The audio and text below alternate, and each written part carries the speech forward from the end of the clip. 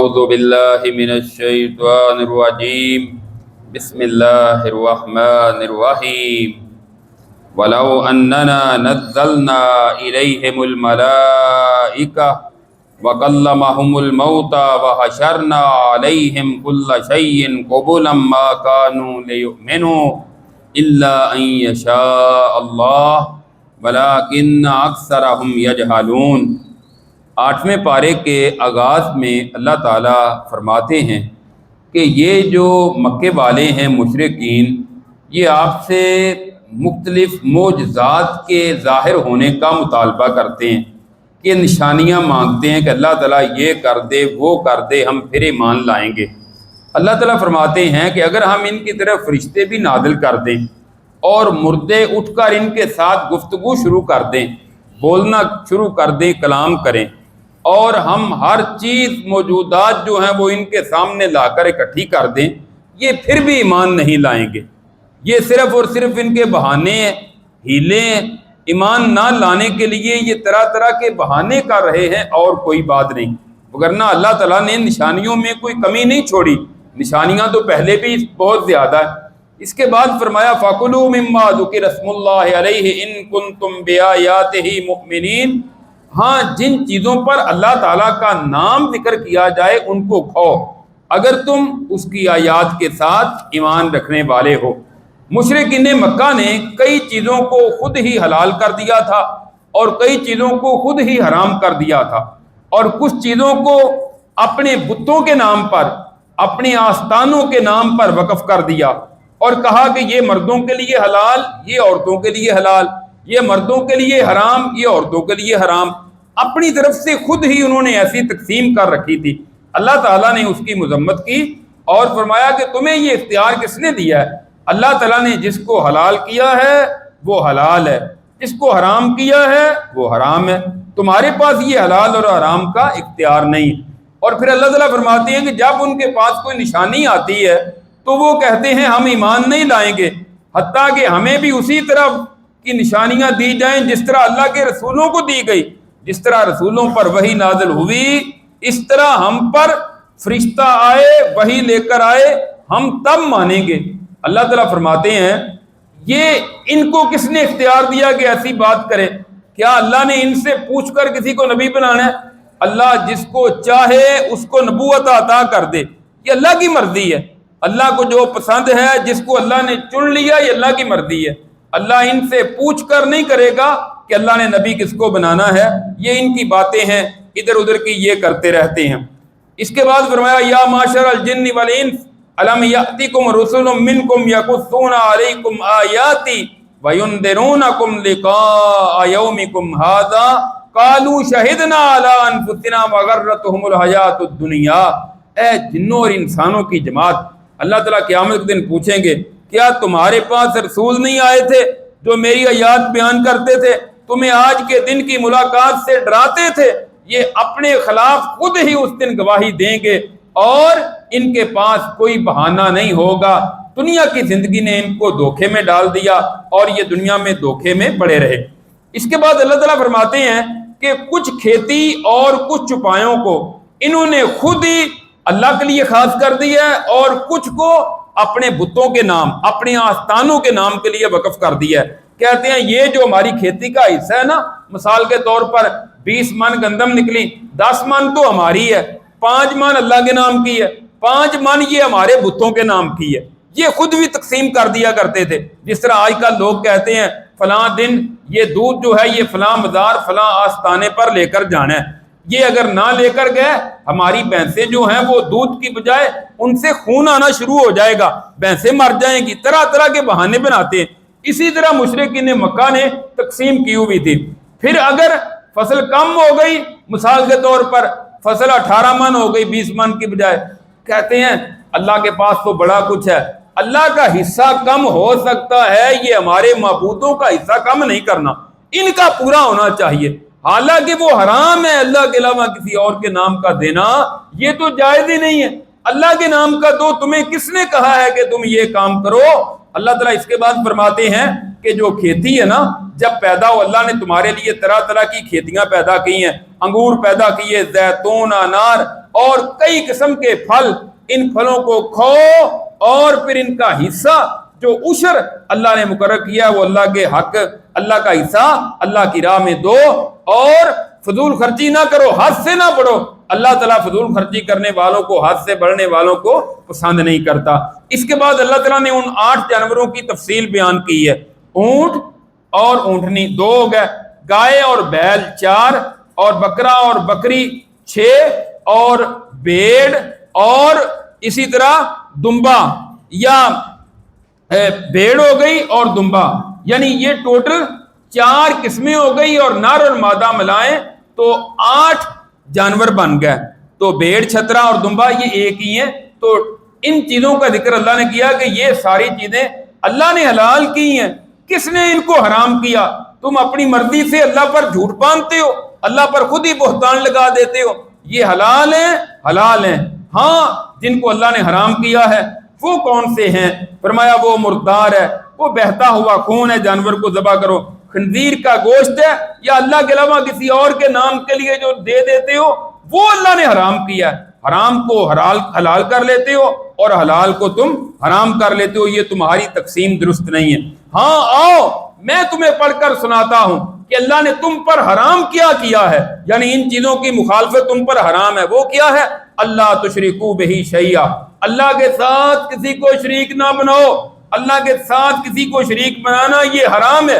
وبالوالدین احسانا، والدین کے ساتھ اچھا سلوک کرو، والدین کی نافرمانی حرام ہے۔ اور اپنی اولاد کو مفلسی کے ڈر سے، یہ کھائے گی کہاں سے، اس کا رزق کہاں سے آئے گا، ان کو قتل نہ کرو۔ ہم تمہیں بھی رزق دیتے ہیں، ان کو بھی دیتے ہیں۔ اور بے حیائی ظاہر ہو یا باطن اس کے قریب بھی نہ جاؤ، کسی بھی جان کو ناحق قتل نہ کرو، یتیموں کے مال کے قریب بھی نہ جاؤ مگر اچھے طریقے کے ساتھ۔ ہاں، یتیم کے مال کی حفاظت کرو، جب شعور کی عمر کو پہنچ جائے پھر اس کے حوالے کرو۔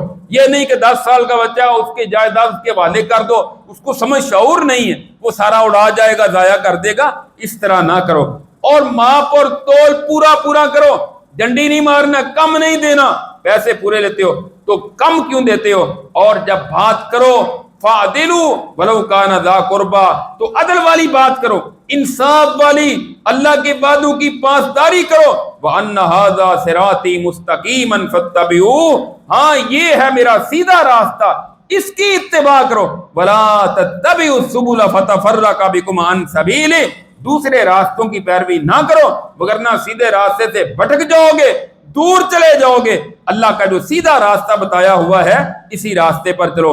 اس کے بعد فرمایا کہ وہ لوگ جنہوں نے اپنے دین کو ٹکڑے ٹکڑے کر دیا، گروہ ہو گئے، اے میرے نبی آپ ان میں سے نہیں ہیں کہ جو یہودیوں نے، عیسائیوں نے اپنے الگ الگ ٹکڑے کر دیا، دین کو مختلف فرقوں میں تقسیم کر دیا۔ رسول اللہ صلی اللہ علیہ وسلم فرماتے ہیں یہودیوں نے 72 فرقے، یہودیوں کے 71 فرقے تھے، عیسائیوں نے 72 بنا لیے، میری امت کے 73 فرقے ہوں گے، کلہم فی النار، سارے کے سارے جہنم میں جائیں گے، الا ملۃ واحدہ، مگر ایک جماعت ہے جو جنت میں جائے گی۔ صحابہ کہتے ہیں اللہ کے رسول وہ کون سی ہے؟ آپ نے فرمایا ما انا علیہ واصحابی، جو میرے طریقے پر چلے، میرے صحابہ کے طریقے پر چلے، باقی سارے کے سارے جہنم میں جائیں گے۔ اپنے آپ کو جنتی کہتے رہیں، اپنے آپ کو حق والے، ہدایت والے کہتے رہیں، وہ ہدایت پر نہیں ہیں۔ اس کے بعد فرمایا کہ جو کوئی نیکی لے کر آئے گا اللہ کم از کم نیکی کا 10 گنا عطا کرتے ہیں۔ اس سے بڑھا چڑھا کر اخلاص جتنا، نیت جتنی اچھی، وہ کسی کو 70 گنا، کسی کو 700 گنا، کسی کو اس سے بھی زیادہ اللہ عطا کرتے ہیں، لیکن نیکی کا کم از کم 10 گنا ملتا ہے۔ ہاں گناہ ایک ہوگا، ایک گناہ کا ایک ہی ہے، گناہ کو اللہ تعالیٰ نہیں بڑھاتے، یہ بھی اللہ کی اپنے بندوں پر مہربانی ہے۔ اس کے بعد فرمایا قل ان صلاتی و نسکی و محیای و مماتی للہ رب العالمین، کہہ دیجئے میری نماز، میری قربانی، میری زندگی اور میری موت اللہ رب العالمین کے لیے جو تمام جہانوں کا رب ہے، لا شریک لہ وبذالک امرت وانا اول المسلمین، اس کا کوئی شریک نہیں ہے، مجھے اسی بات کا حکم دیا گیا ہے اور میں فرما برداروں میں سے پہلا ہوں۔ اس کے ساتھ سورۃ الانعام مکمل ہوئی۔ اس کے بعد ہے سورۃ الاعراف۔ اعراف ایک جگہ ہے جو جنت اور جہنم کے درمیان میں ہوگی، جہاں وہ لوگ جائیں گے جن کی نیکیاں اور گناہ برابر ہو جائیں گے۔ جن کی نیکیاں زیادہ ہو گئی وہ جنت میں چلے گئے، جن کے گناہ زیادہ ہو گئے وہ جہنم میں چلے گئے۔ کچھ ایسے لوگ بھی ہوں گے کہ جن کے نیکیاں اور جن کے گناہ برابر ہو جائیں گے، اللہ تعالیٰ ان کو جنت اور جہنم کے درمیان آراف مقام پر چھوڑ دیں گے۔ وہاں وہ دیکھیں گے، ایک طرف جنتیوں کو دیکھیں گے، کہیں گے کیا بات، موج لگی ہوئی ان کو، دوسری طرف جہنمیوں کو دیکھیں گے، یا اللہ ہمیں اس آگ سے بچا لے جو جہنمی جل رہے ہیں۔ تو پھر اللہ تعالیٰ کچھ وقت کے بعد ان کو جنت میں بھیج دیں گے۔ اس بنا پر اس سورت کا نام سورۃ الاعراف ہے۔ اللہ تعالیٰ فرماتے ہیں اتبعوا ما انزل الیکم من ربکم ولا تتبعوا من دونہ اولیاء، ہاں اس کی پیروی کرو جو تمہارے رب کی طرف سے نازل کیا گیا ہے، اس کے علاوہ جو دیگر اولیاء حمیتی اپنے اپنے مددگار بنائے ہیں ان کی پیروی نہ کرو۔ اللہ نے جو وحی نازل کی ہے تم نے اس کے پیچھے چلنا ہے۔ ہاں اس کے بعد فرمایا والوزن یومئذ الحق فمن ثقلت موازینہ فاولئک هم المفلحون، قیامت دن ترازو میں وزن ہوگا، جس کی نیکیاں زیادہ ہو گئی یہ کامیاب ہو جائیں گے۔ ومن خفت موازینہ فاولئک الذین خسروا انفسهم بما كانوا بآیاتنا یظلمون، اور جن کے گناہ زیادہ ہو گئے وہ لوگ اپنے آپ کو خسارے میں ڈالنے والے ہیں، نقصان کرنے والے ہیں۔ یہ لوگ جو ہیں یہ آج ایسے خسارے اور گھاٹے میں چلے گئے جو کبھی پورا ہونے والا نہیں ہے۔ اس کے بعد اللہ تعالیٰ نے فرمایا آدم علیہ السلام کا واقعہ ذکر کیا، کس طرح ان کی تخلیق کی، آدم علیہ السلام کو پیدا کیا اور پھر فرشتوں کو کہا سجدہ کرو، ان کو تکریم دی، عزت دی، انہوں نے سجدہ کر دیا۔ ابلیس نے سجدہ کرنے سے انکار کیا۔ اللہ نے فرمایا ما منع قال لا تسجد اذا امرتک، میں نے جب تجھے کہا ہے نا سجدہ کرو تو نے کیوں سجدہ نہیں کیا؟ کہتا ہے انا خیر منہ خلقتنی من نار وخلقتہ من طین، میں آدم سے بہتر ہوں اس لیے کہ مجھے تو نے پیدا کیا آگ سے، اس کو پیدا کیا مٹی سے، اب میں اس سے اعلیٰ ہوں، افضل ہوں۔ اللہ نے فرمایا جا پھر یہاں سے دفع ہو جا، فاہبط منہا فما یکون لک ان تتکبر فیہا فاخرج انک من الصاغرین، دفع ہو جا، تکبر تیرے لائق نہیں تھا، ذلیل ہو کے یہاں سے نکل جا، تجھ پر قیامت کے دن تک میری لعنتیں پڑتی رہیں گی۔ اس نے کہا اچھا پھر مجھے مہلت دے دے، میں دائیں سے بائیں سے آگے سے پیچھے سے آؤں گا، ان کو گمراہ کروں گا، ولا تجد اکثرهم شاکرین، تو ان انسانوں میں سے زیادہ کو شکر کرنے والا نہیں پائے گا، اکثریت ان کی ایسی ہوگی۔ آدم علیہ السلام کو اللہ نے جنت میں بھیج دیا، ان کی بیوی کو بھی کھاؤ موج کرو، اس ایک درخت کے قریب نہیں جانا۔ شیطان کیا جا کے وقت گزرا لمبا، اس کے بعد جا کے وسوسے ڈالنے شروع کر دیے، کہنے لگا اللہ نے پتہ کیوں روکا ہے، کیوں روکا ہے، اگر تم نے یہ کھا لیا نا، جو یہ دانہ کھا لیتا ہے، اس درخت کا پھل کھا لیتا ہے، وہ فرشتہ بن جاتا ہے، نوری بن جاتا ہے، وہ ہمیشہ کے لیے جنت میں رہتا ہے۔ آدم علیہ السلام کو اس کی قسم پر اعتبار آ گیا۔ شریف بندہ جو ہوتا ہے سلیم الفطرت، وہ سمجھتا ہے کہ شاید اگلا بھی اچھا ہی ہے میرے جیسا ہے، اس کو نہیں پتا ہوتا کہ یہ دھوکے باز 2 نمبر فراڈی ہے، اس لیے وہ اس کے بیچارہ اس کے چنگل میں پھنس جاتا ہے۔ آدم علیہ السلام اس کی قسم پر اعتبار کر بیٹھے۔ اللہ نے کہا میں نے کہا تھا آدم چلو اب پھر یہاں سے نکلو، جنت کا لباس اتروا لیا، اور پھر لباس اتروایا تو اب اللہ کہتی ہیں درختوں کے پتوں کے ساتھ اپنی شرمگاہوں کو چھپا رہے تھے۔ سلیم الفطرت انسان ہونا تو اس کے پاس کپڑا نہ بھی ہو تو اپنی شرمگاہ چھپاتا ہے، اور جو گندی فطرت والا ہو اس کے پاس کپڑا وافر بھی ہو وہ چاہتا ہے کہ میں ننگا ہو کر پھروں، برہنہ ہو کر، آدھا لباس پہن کر گلیوں بازاروں میں پھرتے ہیں بے حیا قسم کے لوگ، ان کو شرم حیا نہیں ہوتا کہ آدھا لباس کیوں پہنا ہوا ہے، تمہارے پاس کپڑا نہیں ہے، کپڑے زیادہ ہیں، دماغ خراب ہے، ان کی عقل کام نہیں کرتی، یہ سلیم الفطرت نہیں ہے، اس لیے یہ بے حیائی کو پسند کرتے ہیں اور معاشرے میں بے حیائی پھیلاتے ہیں۔ بہرحال آدم علیہ السلام دنیا میں آ گئے، اللہ سے توبہ کی، معافی مانگی۔ کیسے توبہ قبول ہوئی؟ وہ لوگ کہتے ہیں وہ کتب استارے پر محمد صلی اللہ علیہ وسلم لکھا ہوا تھا، فلاں جگہ لکھا ہوا تھا، یہ سارے گپ ہیں، جھوٹ ہے، حقیقت نہیں ہے۔ حقیقت وہ ہے جو اللہ نے قرآن میں بیان کی ہے۔ یہاں کہاں قالا ربنا ظلمنا انفسنا وان لم تغفر لنا وترحمنا لنکونن من الخاسرین۔ آدم علیہ السلام نے، حضرت حوا نے، دونوں نے یہ دعا مانگی تھی ربنا ظلمنا انفسنا، اے ہمارے رب ہم نے اپنی جانوں پر ظلم کر لیا، اگر تو نے ہمیں معاف نہ کیا، ہم پہ رحم نہ کیا تو ہم خسارہ پانے والوں میں سے ہو جائیں گے۔ اللہ تعالیٰ نے ان کی توبہ قبول کر لی۔ تو یہ دعا ہمیں بھی کرنی چاہیے، کثرت کے ساتھ مانگنی چاہیے۔ اس کے بعد اللہ تعالیٰ فرماتے ہیں اے بنی آدم ہم نے یہ جو لباس نازل کیا ہے نا یہ تمہاری خوبصورتی کے لیے بھی ہے اور جسم کو چھپانے کے لیے بھی ہے. تقویٰ کا لباس جو ہے وہ بہت بہتر ہے. ہاں جب تم کسی مسجد کے پاس جاؤ تو پھر خوبصورت اچھا لباس پہن کر جایا کرو. شادی پہ جاتے ہیں, فنکشن پر جاتے ہیں اچھا لباس پہن کر. کئی بندے مسجد میں آتے ہیں بالکل گندا لباس, سمیل آ رہی اس کے اندر سے, جرابیں ہیں وہ 5 دن کی دھوئی ہوئی, سمیل آتی ہے, جہاں سے گزرتا ہے وہاں کوئی پیشانی نہیں رکھ سکتا. یہ انداز درست نہیں ہے. اللہ کے گھر میں آؤ صاف ستھرا ہو کر. لباس مہنگا لازمی نہیں ہے, صاف ستھرا ہونا ضروری ہے. اچھا ہو لباس, صاف ہو, دھویا ہوا ہو, بندہ غسل کر کے آئے, پتہ چلے کہ اس کے اندر نفاست ہے, پاکیزگی, طہارت, اللہ اس کو پسند کرتے ہیں. لہذا تم ایسا طرز عمل اختیار کرو. اللہ کے گھروں میں آؤ تو یہی تمہارا انداز ہونا چاہیے. اس کے بعد فرمایا کہ جو لوگ ہماری آیات کو جھٹلاتے ہیں, تکبر کرتے ہیں, ان کے لیے نہ آسمان کے دروازے کھولے جائیں گے, نہ جنت میں وہ داخل ہوں گے, یہاں تک کہ اونٹ سوئی کے سوراخ میں سے گزر جائے. اب اونٹ نہ سوئی کے سوراخ سے گزرے نہ وہ جنت میں داخل ہوں. اور پھر ان کے لیے جہنم کی آگ کا بستر ہوگا, اوڑھنا اور بچھونا ہوگا. اور اسی طرح ہم ظالموں کو بدلا دیتے ہیں. ہاں جو ایمان والے ہیں, نیک اعمال کرنے والے ہیں, وہ جنتی ہیں. ان کے دلوں میں جو اگر کوئی بغض کینہ تھا بھی ہم آج صاف کر دیں گے. ایک دوسرے کے بارے میں دل صاف, اور یہ جنتی جنت کی نہروں میں ہوں گے. کہیں گے یا اللہ تیرا شکر ہے تو نے ہمیں ہدایت دی, تو ہدایت نہ دیتا تو ہمیں کبھی بھی ہدایت نہیں مل سکتی تھی. اس کے بعد اللہ تعالیٰ نے وہ اعراف والوں کا ذکر کیا ہے کہ اعراف والے کہ جو جنت اور جہنم کے درمیان میں ہوں گے, اور پھر وہاں جو جہنم میں جانے والے ہوں گے وہ جنتیوں کو کہہ رہے ہوں گے انا افیضوا علینا من الماء او مما رزقکم اللہ. اور جنتیوں کو تھوڑا سا پانی ہم پہ بھی ڈال دو, اور تھوڑا سا کھانا ہمیں بھی دے دو جو اللہ نے تمہیں جنت میں عطا کیا ہے. وہ آگے سے کہیں گے ان اللہ حرمہما علی الکافرین, اللہ نے کافروں پر یہ حرام کر دیا ہے. پانی بھی جنت کا نہیں مل سکتا, کھانا بھی جنت کا نہیں مل سکتا. دنیا میں چاہیے تھا کہ لے کر آتے, اس کا بندوبست کرتے, انتظام کرتے, تم نے اس کا انتظام نہیں کیا. اس سورت کے اس پارے کے آخر میں اللہ تعالیٰ نے پھر انبیاء کا ذکر کیا ہے کہ انبیاء نے اپنی اپنی قوموں کو کس طرح دعوت دی. ان میں سے سب سے پہلے نوح علیہ السلام کا ذکر کیا. لقد ارسلنا نوحا الى قومه وقال یا قوم اعبدوا اللہ ما لکم من الہ غیرہ.